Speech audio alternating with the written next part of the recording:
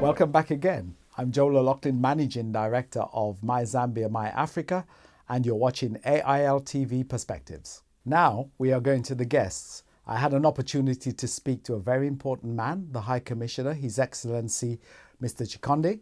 Let's hear what he has to say. I wish I could turn back the hands of time. And if you recall, I talked about the free education that we had, both primary, secondary, and tertiary education within just after independence. I'm a beneficiary of that because we had a system where the natural resources of our country, you could see them that you know they are benefiting, even the minority, even some of us that may not have had the opportunity if it was a fee-paying school to go to school. But what happens was that we had a system that availed each and every Zambian to go to school. But of course, you can't wish those days back again because the things changed. We couldn't sustain much of our minds and so forth. Those are glorious days that I wish for, because it's only when you have a cadre of educated Zambians in all spheres of influence that you will be able to develop. But also, I wish Zambia the best all the time. And you know, we are very peaceful people. And it's inherent in us. We were born very peaceful people. And I wish that the peace continues and God's blessings continues. We have a very, very humble and God-fearing president at the moment. And I wish him the best and wish that all of us can assist, embrace, and assist him to move the country forward as he visions it. One thing that helps me is that I have a sense of the fourth dimension, which is critical, which most people, sometimes I don't realize it, that you are thinking well ahead of what you're thinking.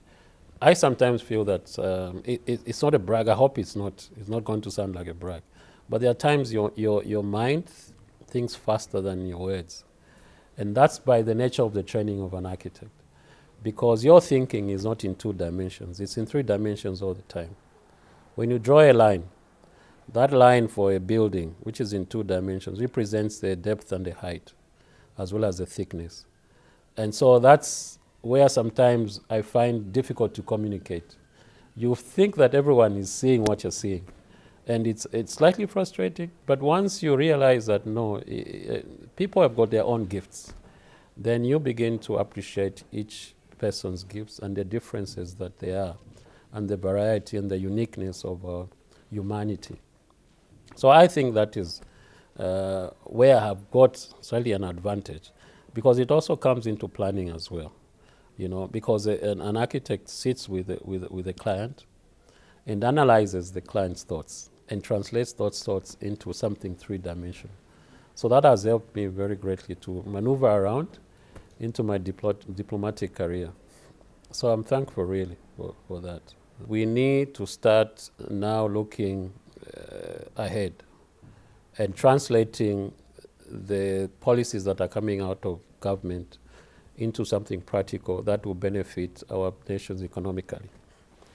If you look at what is coming out from the 7th National Development Plan and all these policy documents, you need to pick out what is being said, including the President's speech in Parliament, because that opens up what is the policy direction of the country. What it means for us is that 2 ways, that we need to look at what is it that makes the deficit between ourselves and the UK. Obviously, you are not looking at getting a 0 deficit. That is practically impossible. If you look at the levels of development between the UK and Zambia, you always have that difference. The most important thing is to reduce the deficit so that we have a lot of companies as well from Zambia exporting to the UK. Currently, it's more of the other. But what this means is that we need to focus on one thing: the problems of why is it that we are not doing what we're supposed to be doing. And one of the issues which arises is the failure to standardize. That's one of it. Also to meet the market, in terms of quality controls, etc., etc. So in my personal view is that we need to now say, look, UK, if you want these agro products, how do you want them to be arriving in the UK? Then we take them. We say, let's establish laboratories to do the testing of all these, products, so that we can package them according to the EU and UK standards.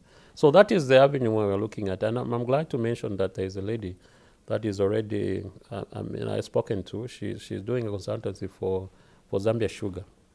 And I was discussing with her on how we can set up a laboratory so that all these that are growing can find a way of making these products traceable, because that is another problem. From here, the products that are coming here need to be traced. If you're looking at mangoes, they need to be traced up to the tree. So those are some of the challenges that we have, and once we cross those, we should be able to start seeing a much more increase in terms of products from Zambia to here. Currently, we have the honey issues, but I was in South Africa. If Zambia can have issues with honey with South Africa, what more the UK? So we have also challenges that we need to address amongst ourselves regionally. And for me, we have a much larger market regionally as Zambia, because we're strategically located. We're in the center of it. We have a peaceful nation. We have a vibrant nation. And we have the infrastructure. So all we need to do is look at first who are our neighbors and what do they lack, and see what we can generate and export from there, even as we look outwards to the UK. And I'm glad we mentioned before this interview of the importance of this. And sometimes I wonder why is it that sometimes our own countries, we make it difficult to trade between ourselves as neighbors. And if we're making it difficult to trade between ourselves, how difficult will it be with the others outside?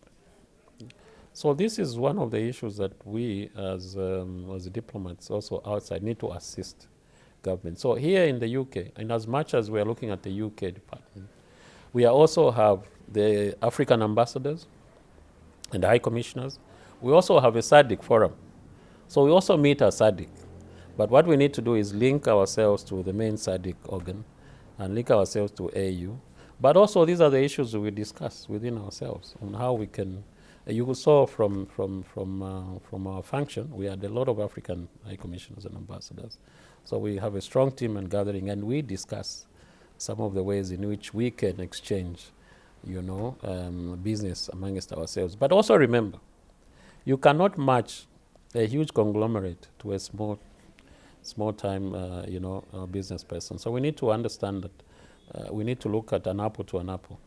If it means a big apple, it has to come with 2 apples from Zambia, so that those 2 apples will match with a big apple from here. So those are some of the areas that I'm thinking that will be more productive. I'm also happy that CDC, the Commonwealth Development Corporation, has now come in to buy shares in Zambia. But aside from that, they are going back to our original mandate of looking at it as a developmental aspect, looking at how they can harness the small scale, farmers to help them grow to become what Zambia is today. So those are some of the areas, and I want to say that I'm thankful to CDC. We hope they can expand their portfolio so that more of them come in to export to various destinations. I also think that there's a lot of potential in small to medium enterprises. I think that's where we need to thrust our effort, as well as IT, because slowly the world is becoming small because of the internet. transactions are being done online. You know it very well. That here, previously, I never wanted to use my card to buy things. I said, no way, I can't give my details. But eventually, you can't avoid it. You just have to. It's based on trust. So you have the need to have internet connectivity, very high speed, and then you also need to have business acumen, as well as trust, business integrity. Those are some of the issues that are slowly, they are small, but very big. You know, once we start looking at how we can integrate business integrity with a small scale, and then look at connectivity, then we're going to build a very strong medium scale base of entrepreneurs. I've done building design masters, but I also have a master's in human settlements. And this comes because I used to manage a project under the UN in Bauleni, dealing with women and the youth and vulnerable children. So I used to teach them skills on how to make building materials and build, and also turn them into entrepreneurs. So I have a liking, an inclination to that. And mine is mainly to do project proposals for NGOs, developmental architecture. I call myself as a community architect, much more than, because you see, the people that have money can go to any architect. And when sometimes you design for them, you don't get the satisfaction.